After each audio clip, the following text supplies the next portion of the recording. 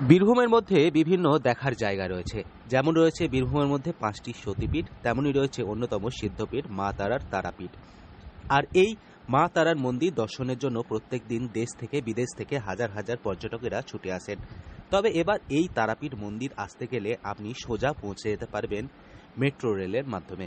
কি শুনে অবাক হচ্ছেন? তবে এই অবাক হওয়ার পিছনেও রয়েছে একটা কারণ। রামপুরা স্টেশনে নেমে আপনি সোজা মেট্রো রেলের মাধ্যমে পৌঁছে যাবেন বীরভূমের তারাপীঠ। এই ধরনের একটি রিলস ভাইরাল হচ্ছে সোশ্যাল মিডিয়ায়। সেখানে দেখা যাচ্ছে একদম সোজা আপনি কলকাতা, হাওড়া অথবা শিয়ালদা স্টেশন থেকে নেমে গেলেন রামপুরা স্টেশন, আর সেই রামপুরা স্টেশনে নেমেই তৎক্ষণাৎ মেট্রো রেল ধরে আপনি পৌঁছে যাচ্ছেন বীরভূমের তারাপীঠ মা তারার মন্দির পুজো দেওয়ার জন্য। আর এই রিলসই ভাইরাল এখন সোশ্যাল মিডিয়ায়। আমার মনে হয় এটা ফেক। আমরা তো টিআরডিএ এর যে এরকম কোনো পরিকল্পনা করেছে এটা করে আমাদের জানা নাই। এটা হয়তো কেউ কেন করেছে জানি না, তবে এটা ঠিক কথা নয়। টিআরডিএ থেকে যে মেট্রো পরিষেবা চালু করছে এটা একদম ভুল তথ্য।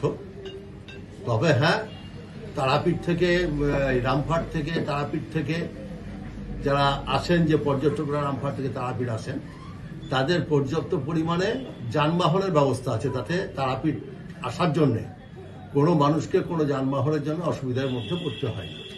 যেমন এখানে তারাপীঠ স্টেশন আছে, তারাপীঠ স্টেশনে যদি কোনো পর্যটক তারাপীঠ দর্শনের জন্য নামে, তাহলে তাদের ওখান থেকেও টোটো, অটো সব রকমই যানবাহন আছে, তারা তারাপীঠ আসতে পারে। বা রামপুরহাটেও যদি নামে, রামপুরহাট থেকেও যানবাহনের পরিষেবা খুব ভালো, তারা 15 মিনিটের মধ্যে তারাপীঠ চলে আসে।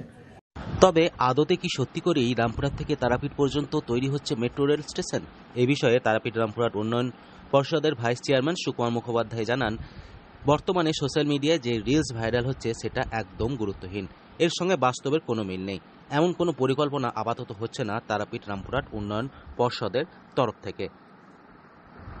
রেলের যে কথাটা বলছেন এটা নিছকই আমাদের জানা নাই, বা টিআরডিএ থেকে এরকম কোনো পরিকল্পনা নেওয়া হয়েছে বলে আমি আজ অব্দি জানি না। তবে হ্যাঁ, একটা জিনিস যেটা হয়েছে, যে টিআরডিএ থেকে একটা পরিকল্পনা করা হচ্ছে, যেটা 51 সতীপীঠের আদলে তারাপীঠে একটা 51 পীঠের দর্শনীয় স্থান করার একটা পরিকল্পনা চলছে। সেইটা রাজ্য সরকারও এটা করার একটা, যেমন দীঘাতে জগন্নাথ মন্দির হয়েছে, তেমনি তারাপীঠেও একটা 51 সতীপীঠের একটা আদলে একটা, মানে তারাপীঠে এসেই দর্শন করে 51 পীঠ দর্শন করতে পারবে, সেরকম সব দেবদেবী স্থান 51 পীঠটা এখানে পাবে।